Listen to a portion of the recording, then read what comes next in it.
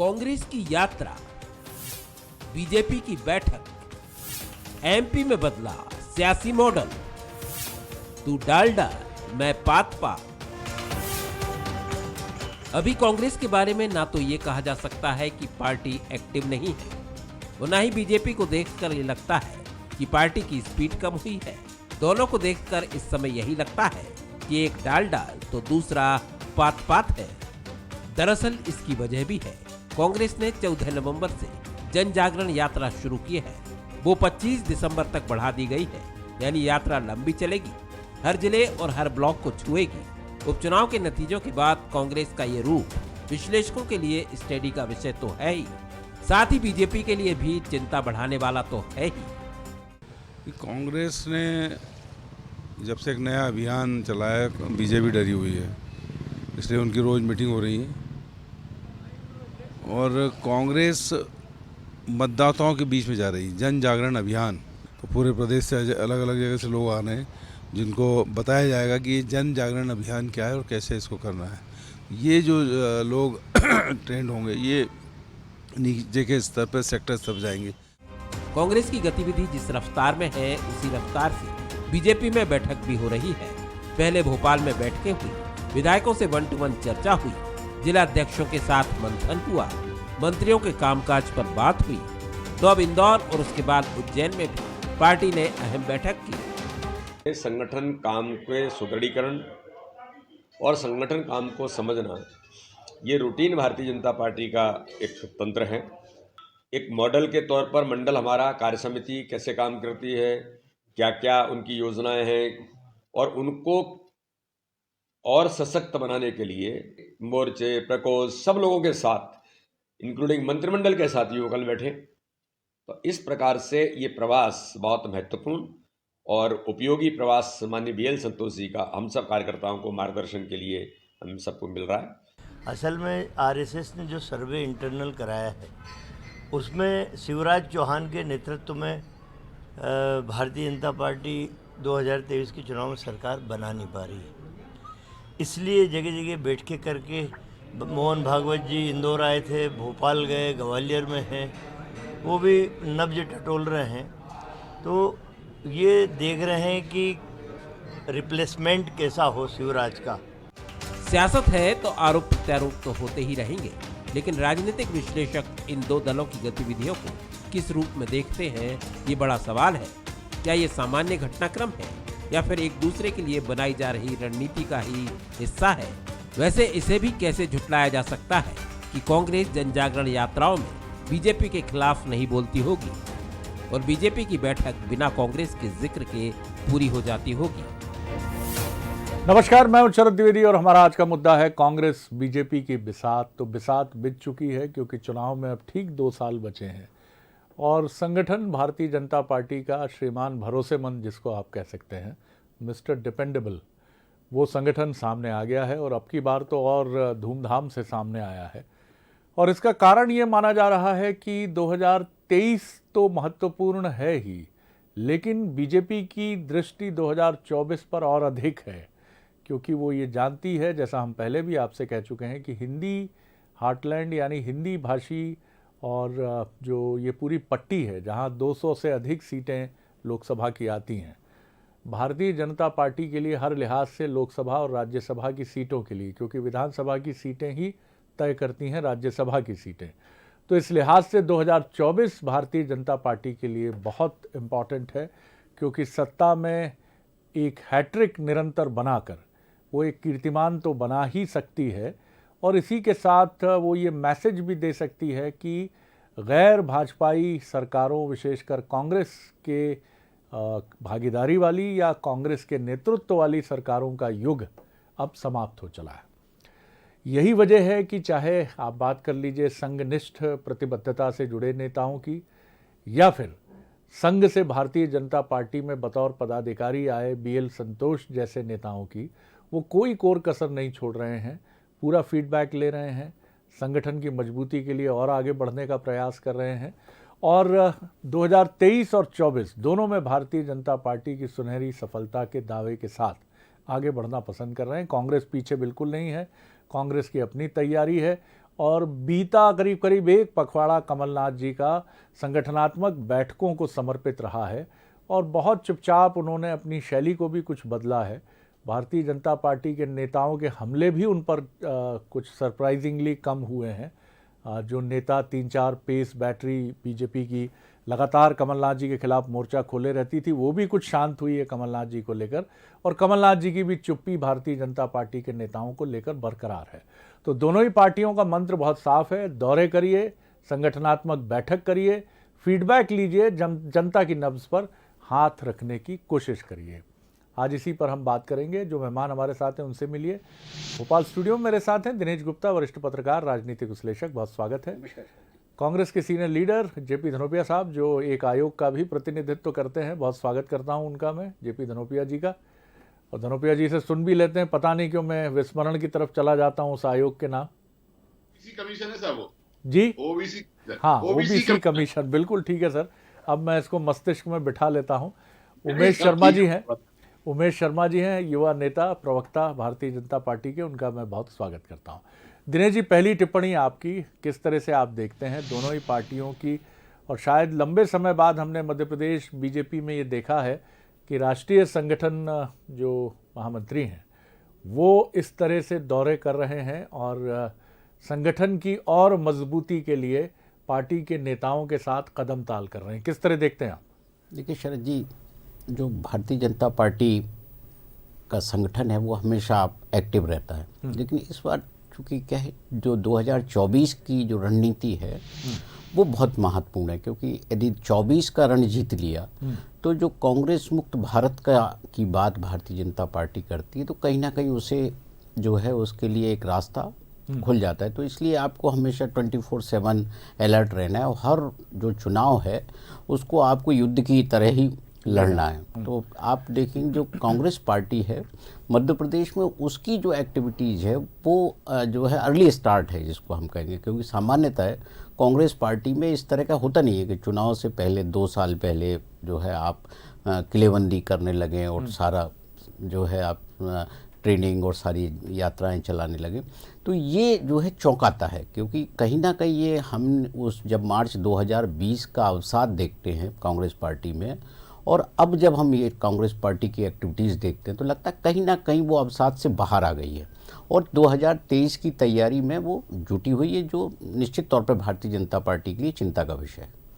चलिए, उमेश शर्मा जी की एक छोटी टिप्पणी लेकर फिर मैं धनोपिया जी की तरफ बढ़ूंगा। आप किस तरह देखते हैं? उमेश जी, आपने बात सुनी दिनेश जी की भी, और इसके पहले आपने हमारा पैकेज जो इस पर था वो भी आपने सुना। क्या कहेंगे, क्या कहना है आपका? भारतीय जनता पार्टी की संगठनात्मक तैयारियां, चुनावी तैयारियां और उसके बरक्स कांग्रेस की तैयारियां। जी उमेश जी। शरद जी, भारतीय जनता पार्टी चुनाव को लेकर तो कोई अतिरिक्त तैयारी करती नहीं है। हमारा प्राथमिक बोल ले या अंतिम ध्येय बोल ले, हमारा ध्येय यह है कि हमारी जो वैचारिक अधिष्ठान है उसकी समाज में स्वीकार्यता निरंतर बढ़ना चाहिए, और हम पल प्रतिक्षण इस बात का प्रयास करते रहते हैं कि हमारे कार्यों से, हमारे आचरण से, हमारी कार्य संस्कृति से हम जनता के बीच में, समाज के बीच में भारतीय जनता पार्टी के वैचारिक अधिष्ठान का अधिकतम विस्तार करें, और ये हमारा प्रयास है। और इस समय भारतीय जनता पार्टी का जो लक्ष्य है, जो हमको टारगेट मिला हुआ है, चाहे हमारे राष्ट्रीय अधिकारीगण हमको निर्देशित करते हो या प्रदेश की जो कार्य योजना है, हम सब ने मिलकर यह सुनिश्चित करा है कि 51% का वोट लक्ष्य प्राप्त करना है, और इस 51% के वोट लक्ष्य को प्राप्त करने के लिए जो कुछ भी अनिवार्य कार्रवाइयां की जानी चाहिए या समर्पण करना चाहिए, उसके लिए भारतीय जनता पार्टी सन्निध है। तो इस समय हमारा ध्येय है कि हम अपने वोट प्रतिशत को 51% तक लेकर जाए, और इसके लिए आप देखेंगे कि अभी हमारे राष्ट्रीय संगठन महामंत्री जी का भी प्रवास हुआ है, और आप उनकी श्रेणी बैठकों का अगर आकलन करेंगे शरद जी, तो आप पाएंगे कि वो बूथ स्तर के कार्यकर्ताओं के साथ भी बैठे हैं, फिर उसके बाद एक स्थान पर उनकी मंडल इकाइयों के साथ बैठक हुई है, एक जगह जिला इकाइयों के साथ बैठे हैं, मंत्रिमंडल के जो मंत्रीगण हैं उनके साथ भी उनकी बैठक हुई है, यहाँ तक कि हमारे मीडिया विभाग की भी प्रवक्ताओं की भी उन्होंने बैठक ली है, प्रबुद्ध जन के बीच में भी गए हैं, तो समाज से भी संवाद कर रहे हैं, और संगठन में जितने भी स्तर की इकाइयां होती है, चाहे चुने हुए जनप्रतिनिधि हो या बूथ स्तर से लेकर मंडल और जिला स्तर तक के हमारे कार्यकर्ता हो, तो मुझे लग रहा है कि हमारे अभिभावक का ये जो सीधा संवाद हुआ है, ये कहीं ना कहीं इस बात का संकेत है कि हम 51% की लक्ष्य प्राप्ति को लेकर बहुत गंभीर है और इस लक्ष्य को प्राप्त करने के लिए क्या क्या आवश्यक क्रियाकलाप होना चाहिए उस दिशा में भारतीय जनता पार्टी बढ़ रही है आगे, क्योंकि हमारा अंतिम लक्ष्य है कि हम अपना अधिकतम विस्तार समाज जीवन में चाहते हैं। जी धनुप्रिया जी, आपने सुनी बात पहले के दोनों मेहमानों की, दिनेश जी की और उमेश जी की भी। जी, आपकी राय। देखिए, दिनेश गुप्ता जी बहुत ही वरिष्ठ पत्रकार है, उनका अपना एक आकलन है। उन्होंने कहा है कि जो दिख रहा है विश्व से पहले एक नजर में लगता तो है कि चुनाव की तैयारियां सभी की हो गई हैं। उमेश शर्मा जी अपनी पार्टी की बाध्यता को पूरा करने के लिए बोल रहे हैं कि हमारे मुखिया ने ये किया वो किया, सब अपने अपने काम करते हैं। कांग्रेस पार्टी की बातें खुद आपने स्वयं बताई है, हमारा जन जागरण का चल रहा है, सदस्यता का अभियान चल रहा है, सारे जितने भी मोर्चा संगठन प्रकोष्ठ की गतिविधियां चल रही है, महिला, एससी वर्ग, एसटी वर्ग, अल्पसंख्यक, सारी जगह हमने भी अपनी गतिविधियों को बढ़ाया है, क्योंकि मध्य प्रदेश के अंदर जो हालात आज बने हुए हैं वो किसी छिपे हुए नहीं है। भारतीय जनता पार्टी के मेरे मित्र बोल रहे हैं हमारा उद्देश्य है 51% की लक्ष्य प्राप्त करने के लिए। जब सरकार अच्छा काम करती है ना, तो फिर ये उद्देश्यों के लिए इससे पूर्ति करने के लिए परेशान नहीं होना पड़ता है। सरकार में कहीं ना कहीं कमी होती है, महंगाई चरम पर होती है, पेट्रोल डीजल के दाम 100-150 रुपए पे चल रहे होते हैं, गैस सिलेंडर 1000 रुपए पे चल रहा होता है, महिलाओं पे अत्याचार हो रहे होते हैं, बलात्कारी घटनाएं हो रही है, दिन दहाड़े लोग आत्महत्या करने के लिए मजबूर हो रहे होते हैं। तो ये जो अकाल सी स्थिति बनी हुई है, एक आक्रमणता, उसको देखकर कम से कम मान के चलिए कि भारतीय जनता पार्टी का सपना 51% का पूरा कभी नहीं होने वाला है। निश्चित भारतीय जनता पार्टी की विदाई का दिन आएगा। हर चीज जो जाती है वो आती भी है, जो चढ़ती है उतरती भी है। तो भारतीय जनता पार्टी का ग्राफ मैक्सिमम पर पहुंच चुका है, अब इसके ऊपर चढ़ने का कोई चांस ही नहीं है। आज देश के अंदर हालात देख लीजिए, अभी किसानों के आंदोलन को आपने सामने देखा है, क्या हालात रही है। 700 किसानों की मृत्यु के बाद आदरणीय प्रधानमंत्री जी ने एक समझौतावादी नीति अपनाकर कहा विड्रा कर रहा हूं, आज विड्रा कर लिया, बड़ी अच्छी बात है। लेकिन मेरा ये कहना है कि ये जो जनता है ना, सब समझती है कि आज क्यों आप ऐसी स्थिति में आ रहे हैं। आज मध्य प्रदेश के अंदर देखिए, शिवराज जी रोज घोषणाएं करते हैं, सारी चीजें बोलते हैं, लेकिन उन्हें खुद नहीं पता होता कितनी घोषणाएं पूरी हुई और कितनी नहीं हुई है। ये सारी चीजों को देखते कांग्रेस पार्टी संगठित है, कांग्रेस पार्टी राजनीतिक दल आज से नहीं, हम पहले से इस बात को मान के चलते हैं कि भारतीय जनता पार्टी के संगठन से हमारा मुकाबला है। आदरणीय कमलनाथ जी बेबाक ढंग से कहते हैं कि सत्ता, संगठन और मशीनरी के साथ भारतीय जनता पार्टी जुड़ी हुई है, उससे मुकाबला करने के लिए हमें बहुत सक्रियता और ताकत से काम करना और हम कर रहे हैं जी। और जो चढ़ने उतरने की संज्ञा आपने दी है, तो मैं अपेक्षा यही रखता हूं कि कोई प्राकृतिक घटनाक्रम पर आप निर्भर नहीं है। आपने जरूर इशारा ज़रूर किया है, लेकिन आपका इशारा अपनी शक्ति, अपनी ताकत की तरफ ही है कि आप उसी पर ज़्यादा निर्भर हैं, बजाय इसके कि आप किसी प्राकृतिक घटना पर निर्भर रहें कि वो बीजेपी के लिए जो चीज आज दिख रही है वो कल नहीं रहेगी। जी जी जी जी, ये सभी पर शाश्वत है। आपने ये जो बात कही है ये शाश्वत यही है। बिल्कुल सही है ये बात कि वक्त कभी एक सा नहीं रहता, लेकिन पुरुषार्थी का वक्त कहा जाता है कि वो हमेशा एक सा रहता है। इसीलिए हमारे यहाँ कहा भी गया है कि कर्मण्येवाधिकारस्ते, कर्म पर आपका अधिकार है, फल पर आपका अधिकार नहीं है।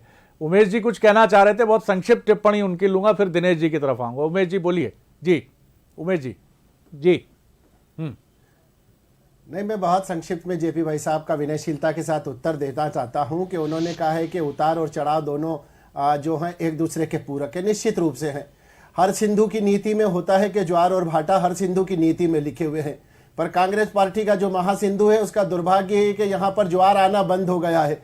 और पिछले 20, 25, 30 सालों से जब से सोनिया गांधी जी और राहुल गांधी जी का पदार्पण कांग्रेस पार्टी की राजनीति में निर्विवाद रूप से हुआ है, तो मुझे लग रहा है कि कांग्रेस पार्टी के सिंधु के अंदर केवल भाटा ही भाटा बचा है और वहां पर ज्वार की आवश्यकता है, और वो ज्वार किसी भी दृष्टिकोण से आता हुआ दिखाई नहीं दे रहा है। बहुत संक्षिप्त में मैं शरद जी समाप्त कर देता हूं। और जो जेपी भाई ने कहा है, बहुत सारे आरोप हम पर मढ़े हैं, गड़े हैं, चस्पा करे हैं, तो मैं उनको कहना चाहता हूं कि अंतिम अंकेक्षण करने का अधिकार जो होता है लोकतंत्र में जनता जनार्दन के पास होता है। अगर जनता है जो चार्टेड अकाउंटेंट है, लोकतंत्र की चार्टेड अकाउंटेंट, लोकतंत्र की अंकेक्षण एजेंसी, लोकतंत्र के ऑडिट का अधिकार जनता के पास है। हम अपना ऑडिट जनता से कराएंगे और ये निर्णय जनता को करने दीजिए कि हमको 51% कृपांक प्राप्त होते या नहीं होते हैं। बिल्कुल। और चार्टर्ड अकाउंटेंट को भले ही कितना आप थोड़ा बहकाने की भी कोशिश करें, लेकिन आपके बही खाते जितने अच्छे होंगे, चार्टर्ड अकाउंटेंट को भी उतनी सहूलियत होगी, और वो उतने ही अच्छे अंक देगा। धनोपिया जी, एक छोटी टिप्पणी जल्दी से कर लीजिए, फिर मैं दिनेश जी की तरफ। आप इतना अच्छा काम कर रहे हैं तो फिर इस तरह की बातें क्यों कर रहे हैं? आप फिर इस बात को बाल के बैठे रहिए। अच्छा काम तो दिख नहीं रहा ना, तभी तो वही तो मैं गिना रहा हूं कि प्रदेश में ऐसी कौन सी घटनाएं जो नहीं हो रही है। हर सारे की तरफ माइनस पॉइंट हैं, सारी चीजें चरम पर बिल्कुल इतनी धरातल पे आ चुकी है। चलिए, आप कह चुके हैं ये बातें। रोजगार नहीं है, पूरा परिवार का परिवार सूदखोरी में, परिवार 5 राजधानी के अंदर 5 लोगों ने एक ही परिवार के जहर खाकर। मैं लौटता हूं आपकी तरफ, मैं लौटता हूं। दिनेश जी, दिनेश जी, बड़ा प्रश्न ये है कि जैसा आपने कहा कि कांग्रेस ने भी सबक लिया है और पिछले तनाव, चिंता और नैराश्य से भी वो उबरने की कोशिश करती हुई बहुत साफ तौर पर नजर आ रही है। हम ये भी बात बराबर कर रहे हैं इसी मंच पर कि क्या कांग्रेस ने कुछ रणनीति भी बदली है, क्योंकि बीजेपी में मैं ये नहीं कहूँगा, नेतृत्व दोनों तरफ एक ही है, सर्वमान्य है। कांग्रेस में जरूर खुलकर चर्चा हो जाती है, कभी अजय सिंह जी कुछ कह देते हैं कि साहब ये होना चाहिए, और अरुण यादव जी भी इशारा कर देते हैं कि संवाद और अधिक बढ़ना चाहिए।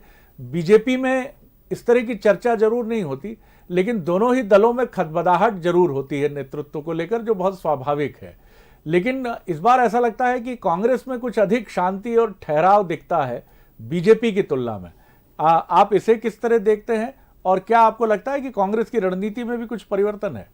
देखिए शरद जी, जो भारतीय जनता पार्टी की जो एक्टिविटीज़ है वो थोड़ी बहुत आक्रामक है, चौंकाती जरूर है लोगों को भी कि इतने सारे जो है राष्ट्रीय स्तर के पदाधिकारी अचानक मध्य प्रदेश में जो है क्यों सक्रिय हैं। वो मध्य प्रदेश जो है आप इतना केंद्र क्यों बना है, बहुत सारे जो है चर्चाएं चलती रहती हैं। तो लेकिन है तो कि जो है लगातार बैठ के हो रही हैं, लगातार चर्चा हो रही हैं। तो वो भारतीय जनता पार्टी का जिस भी तरह का हो, चाहे वो सार्वजनिक तौर पर ना कहते हों, लेकिन लोगों का एक जो डर होता है, एंटी इनकम्बेंसी जिसे हम कहते हैं, वो एंटी इनकम्बेंसी को लेकर यदि आप होमवर्क कर लेते हैं, उससे निपट लेते हैं, तो उसमें कोई बुराई नहीं होती। क्योंकि सामान्यतः हम ये देखते हैं कि जो 10 साल की जब सरकार हो जाती तो एंटी इनकम्बेंसी जो है वो दिन बदलने वाली होती है कि किसी भी पार्टी के दिन उसमें बदल सकते हैं। तो हमने ये देखा था ना कि डॉक्टर मनमोहन सिंह की सरकार जो है वो 10 साल के बाद चली गई थी, कहीं ना कहीं बहुत सारे मामले उनके साथ जुड़ गए थे। तो आप जब कांग्रेस और भारतीय जनता पार्टी को कंपेयर करते हैं तो कांग्रेस का चरित्र तो ये है, वो जो लोग सारे लोग खुल के बात करते हैं। लेकिन अभी जो हम एक चीज़ नोटिस लगातार कर रहे हैं कि कमलनाथ जी जो बात को कहते हैं वो ये कहते हैं कि हमारा मुकाबला भारतीय जनता पार्टी के संगठन से। तो जब ये उनको मालूम, उन्होंने ये आइडेंटिफाई कर लिया है कि यदि हम 15 साल सत्ता में नहीं थे तो उसका कारण क्या था। दूसरा कारण उन्होंने वो जो लगातार वो जो फूल छाप कांग्रेसी वाली जो बातचीत होती है, तो जब उन 2 मोर्चों पर आपने एक आइडेंटिफाई कर लिया कि हमें अब इनसे जो नकारात्मकता है कम करना है, तो फिर आप फिर एक अपनी मंजिल की तरफ बढ़े चलते हैं। तो मुझे लगता है कि इसलिए जो कांग्रेस में कमलनाथ की रणनीति को भी लोग धीरे धीरे स्वीकार कर रहे हैं, और उनका जो जिस भी तरह की अब मीटिंग और सब चल रहा है तो वो भी एंटी इनकम्बेंसी के सहारे कि अब ये परिवर्तन है 2023 में शायद उन्हें बहुमत ज़्यादा देगा। बिल्कुल, और इधर हमने शिवराज जी की शैली में भी एक परिवर्तन देखा है, और ये परिवर्तन पहले भी हमने देखा है, लेकिन इस बार ये कुछ और अधिक आक्रामक है, और ये विनम्रता के साथ आक्रामक हैं, जो उनका स्वभाव और चरित्र है कि वो अपनी विनम्रता को बराबर साध कर रखते हैं। और निश्चित तौर पर वो भी ये नहीं चाहते, क्योंकि 2018 का जो जनादेश है वो कांग्रेस का है, फिर कांग्रेस की तथाकथित गलतियों की वजह से बाजी बीजेपी मारती है। तो 2023 की जो तस्वीर है वो बड़ी दिलचस्प उभरती है। लोग क्या सोच रहे हैं, जिसको बहुत अच्छा नाम दिया उमेश जी ने, चार्टर्ड अकाउंटेंट, यानी प्रदेश की जनता दोनों ही पार्टियों की सरकार का मूल्यांकन करेगी वो 2023 में, और 2 सरकारों का मूल्यांकन करने का मौका मिलेगा। उमेश जी, आपको याद होगा कि 1998 के चुनाव में मोदी जी मध्य प्रदेश के प्रभारी थे, जो उस समय देश के प्रधानमंत्री हैं, और बड़ा दिलचस्प नारा दिया था उन्होंने, 1 वोट से 2 सरकार, क्योंकि छत्तीसगढ़ का गठन होने वाला था। तो उन्होंने कहा था कि वोट तो मध्य प्रदेश की जनता दे रही है, लेकिन 2 राज्यों का फैसला होगा, क्योंकि 2000 तारीख तय हो गई थी कि 1 नवंबर 2000 को छत्तीसगढ़ का गठन होने जा रहा है। आप किस तरह देखते हैं शिवराज जी की जो हमने देखी है शैली, जिस तरह से अभी हम सुन रहे हैं कि एक बड़ा ब्यूरोक्रेटिक रिशफल भी प्रस्तावित है, और जिस तरह से उन्होंने कलेक्टर कमिश्नर कॉन्फ्रेंस में ग्रेडिंग का सिस्टम एक तय किया है, तो शिवराज जी का अंदाज अभी उन्होंने काफ़ी जो बैठक के भीतर भी बहुत खुले अंदाज में बड़े लुत्फ लेते हुए भाषण दिया, उसकी भी बड़ी चर्चा है। किस तरह देखते हैं आप मुख्यमंत्री जी की शैली को? जी उमेश जी।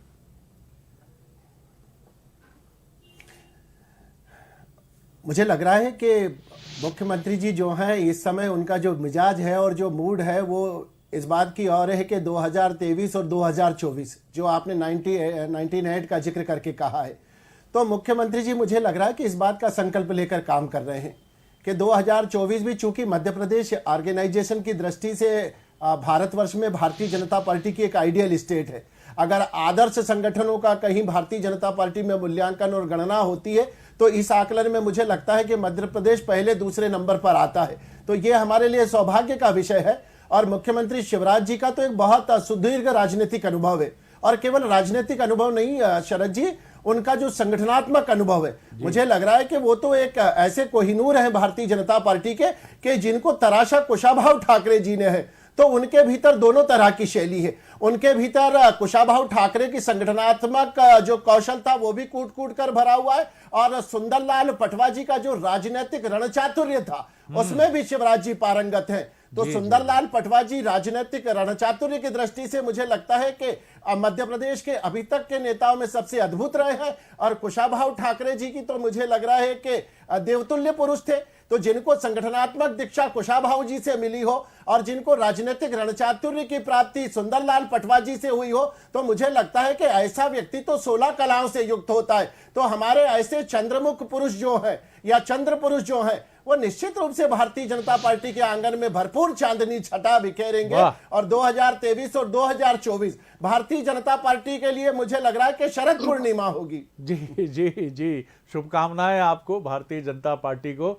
धनोपिया जी, कहा जाता है कि जितना सफलता नहीं सिखाती उतना असफलता सिखाती है, और मध्य प्रदेश में ये बड़ा दिलचस्प संयोग है कि बीजेपी ने 2018 में असफलता से सीखा और कांग्रेस ने सरकार गिरने के बाद सीखा। कमलनाथ जी का लंबा चौड़ा 40 वर्षों का सुदीर्घ राजनीतिक जीवन है, और इसमें शायद उनको ये अनुभव पहली बार हुआ कि वो मुख्यमंत्री बने, और मुख्यमंत्री बनने के बाद अपनी ही सरकार को उन्होंने जाते हुए देखा। कारण बहुत बात हो चुकी है उस पर, लेकिन क्या आपको लगता है कि संगठन का जिस तरह का एक्सपोजर कमलनाथ जी ने मध्य प्रदेश में बीजेपी का देखा और अपनी पार्टी की तथाकथित कमियों से भी वो रूबरू हुए, तो ये कमलनाथ अब दूसरे कमलनाथ हैं, यानी 2018 के कमलनाथ अलग थे और 2019 के बाद के सरकार जाने के बाद के कमलनाथ एक भिन्न कमलनाथ हैं? देखिए सर जी, सबसे पहले तो मैं आदरणीय शर्मा जी से कहना चाहता हूं कि जितने चातुर्य से उन्होंने शिवराज सिंह चौहान की जो कमियां थी खत्म दिखा दी और खूबियां दिखा दी, इतनी शिवराज जी को भी नहीं मालूम होंगी वो क्या क्या किसके गुण इनके पास है, क्या हुआ है। अगर शिवराज जी सुन रहे होंगे तो कम से कम शर्मा जी को किसी न किसी निगम का अध्यक्ष बनाई देना चाहिए। इतने चातुरता के साथ उन्होंने इतनी तारीफ की, आज तक उन्हें खुद नहीं पता ऐसे मत बोलिए, नहीं तो लोगों को ये लगेगा कि इसी तरह निगम मंडल तक पहुंचा जा सकता है। मैं वही आपसे कहूँ, यही होता है। वरना मुझे बताइए, जो शिवराज सिंह चौहान में खुद बोलते हैं कि भैया भाग है मेरा, भाग, कोई कुछ नहीं कर सकता। आप अंदाज लगा लो कितने लोगों के पीछे लगे होंगे। कैलाश विजयवर्गीय देख लीजिए, आदरणीय गृह मंत्री नरोत्तम मिश्रा जी देख लीजिए, फिर बीडी शर्मा जी स्वयं देख लीजिए, प्रभा जी, 1 दर्जन लोग उनके पीछे लगे हैं। उन्होंने कहा कि भाई भाग मेरे साथ है, और इतनी चातुरता के साथ उन्होंने इतनी तारीफ की है। अगर ये सारे गुण है तो फिर लोग घर बैठ जाने चाहिए। क्या रहनी है, ये इनका भाग भी है, जो मिलना मिलता रहेगा। मैं तो शुभकामना दे सकता हूँ। लेकिन जहां तक आदरणीय कमलनाथ जी की 2018 की जो बात कही है आपने, 2018 में निश्चित रूप से कहीं ना कहीं थोड़ी सी कमी रह गई थी, क्योंकि बहुत सी बातें थी। सरकार थी, सरकार के बाद जो मशीनरी का दुरुपयोग हुआ था वो आपके सामने था। फिर भी सरकार हमारी बनी। सरकार बनने के बाद अब हमारे यहाँ जो षड्यंत्र हुआ, या जो जयचंदों की संख्या बढ़ी, या लोगों का लालच बढ़ा, या लोभ बढ़ा, उसका परिणाम आपने देख लिया। उसकी आज हालत देख रहे हैं आप क्या हो रही है। कि आज हालत ये है कि बिसाहुलाल सिंह जैसे व्यक्ति को 2-2.5 घंटे मुख्यमंत्री जी ने इंतजार करवाया बिठाल के। ये हालत है इनकी, बिकाऊ टिकाऊ की स्थिति बन चुकी है। इससे पहले जो घटनाएं हुई है कभी इतना देर नहीं लगी है। चाहे किसी ने रामेश्वर शर्मा को देख लीजिए, ठाकुरों का अपमान किया, दूसरे किया, सिंधियों किया, उन्होंने कुछ नहीं किया। तो ये इनकी हैसियत को दिखाई जा रही है। तो ये सीख रहे हैं। अब आने वाले समय में घटनाएं नहीं होंगी। और कमलनाथ जी तो वो रण चातुर व्यक्ति हैं जिनका हिंदुस्तान नहीं विदेशों में डंका है साहब। उन्होंने तो हर डिपार्टमेंट के अंदर काम किया है, हर रात किया है। मध्य प्रदेश के अंदर उन्होंने 100 रुपए यूनिट, 100 रुपए में 100 यूनिट बिजली देने का काम किया। लोगों के कर्जे माफ, 23 लाख रुपए, 26 लाख किसानों कर्जे माफ किए। सवर्णों को 7 उनको आरक्षण दिया, पिछड़े वर्ग को 70% आरक्षण दिया। क्या नहीं किया रोजगार के लिए? 70% स्थानीय व्यक्तियों को जो रोजगार देने की बात की, मगर ठीक है, दुर्भाग्य था, षड्यंत्र हो गया, जयचंद ने संख्या बढ़ा दी। और चलिए, सरकार चलिए, के जी, आने वाले जी। समय में बहुत मौके मिलेंगे, आप देखेंगे कमलनाथ जी फिर मध्य प्रदेश में 2023 में सरकार बनाएंगे और प्रदेश का मुख्यमंत्री बनेंगे। इस प्रदेश को उस उन्नति की ओर लेके जाएंगे जो मध्य प्रदेश के मुखिया शिवराज सिंह चौहान नहीं ले सके। चलिए, बहुत जोशीली तकरीर रही धनोपिया जी की भी, और कांग्रेस को भी शुभकामनाएं, बीजेपी के साथ साथ जैसा हमने बीजेपी के लिए शुभकामनाएं व्यक्त की। और दोनों पार्टियों की टक्कर जितनी लोकतंत्र में दिलचस्प होगी उतना लोकतंत्र और सशक्त और मजबूत होगा। दिनेश जी, कंक्लूड करते हुए एक आपकी टिप्पणी। निश्चित तौर पर ये साल फिर महत्वपूर्ण है, हालांकि फिर आशंका के बादल हैं, नया वायरस जो म्यूटेट करके इस समय दुनिया में चिंता का सबब बना है, लेकिन हम उम्मीद करेंगे कि ये पिछली 2 कटु यादों की तरह हमें परेशान नहीं करेगा। लेकिन फिर भी इन चुनौतियों के बीच में चुनाव, राजनीतिक दलों के कार्यकर्ताओं का निरंतर मैदान में बने रहना, जहां भीड़, चिंता, वायरस, कोरोना, ये सब चुनौतियां बराबर हैं, आर्थिक संकट, इन सब के बीच में चुनाव लड़ना और जीतना बहुत कठिन और दुष्कर कार्य भी है। इसके बीच में आप क्या देखते हैं, जो सिल्वर लाइनिंग दोनों पार्टियों के लिए आप देखते हैं, वो क्या नजर आती है आपको? देखिए शरद जी, हम सबके लिए तो सतर्कता बहुत ज़रूरी है, और जो है राजनीति में भी सतर्कता का ही एक वो महत्व है। यदि आप सतर्क होंगे तो आपके लिए चुनाव में भी जीत मिल जाती है, यदि आप लापरवाह हुए तो फिर जो है आपको विपक्ष में बैठना पड़ता है। तो जो जनता के मुद्दे हैं, जिस तरह से चार्टर्ड अकाउंटेंट का उमेश जी जिक्र कर रहे थे, तो जो हमारे यहाँ का जो वोटर है वो बहुत जो है मजा हुआ सीए है, वो बोगस एंट्री को तुरंत पकड़ लेता है कि कहाँ किस राजनीतिक दल ने बोगस एंट्री की है, उनके साथ की है। तो ये जो यदि आप कमिटमेंट के साथ आप अपने वादे पूरे करेंगे तो मुझे लगता है कि उसी राजनीतिक दल के लिए इस दौर में, जो कोरोना का दौर है, कुछ सफलता के आसार दिखाई देंगे। बिल्कुल, आपने ठीक कहा। तो कोई शॉर्टकट नहीं है, आपको मैदान में उतरना है, पसीना बहाना है और जनता के भरोसे की कसौटी पर खरा उतरना है, और इसके लिए कोई शॉर्टकट नहीं है। और ये बिल्कुल सही बात है कि प्रदेश की जनता हो, देश की जनता हो, वो बोगस एंट्री को बड़ी जल्दी पकड़ लेती है। कई बार चूक हो जाती है, लेकिन उस चूक का सुधार भी बड़ी जल्दी हो जाता है। तो निश्चित तौर पर दोनों ही पार्टियों को अपनी पूरी ताकत झोंकनी होगी और पूरी ताकत से मैदान में उतरना होगा। बीजेपी की ताकत उसका मजबूत संगठन है, जिसके सहारे वो ताल ठोक रही है और उसको और मजबूत करने में जुट गई है। कांग्रेस की चिंता उसका संगठन है, जिसको सुधारने के लिए, बेहतर करने की कोशिशें परवान निरंतर चढ़ रही हैं। दोनों ही पार्टियों की सबसे बड़ी ताकत उनका मजबूत नेतृत्व है। शिवराज जी वो निश्चित तौर पर एक अनचैलेंजेबल लीडर हैं बीजेपी के लिए मध्य प्रदेश में, और यही स्थिति कमलनाथ जी की है। और दोनों ही पार्टियों की यही सबसे बड़ी ताकत है जो 2023 के रण को और रोचक बनाने की तरफ बढ़ रही है। बहुत शुक्रिया दिनेश जी, बहुत शुक्रिया उमेश जी, बहुत शुक्रिया धनोपिया जी। बने रहिए बंसल न्यूज़ पर। आगे देखिए छत्तीसगढ़ आज का।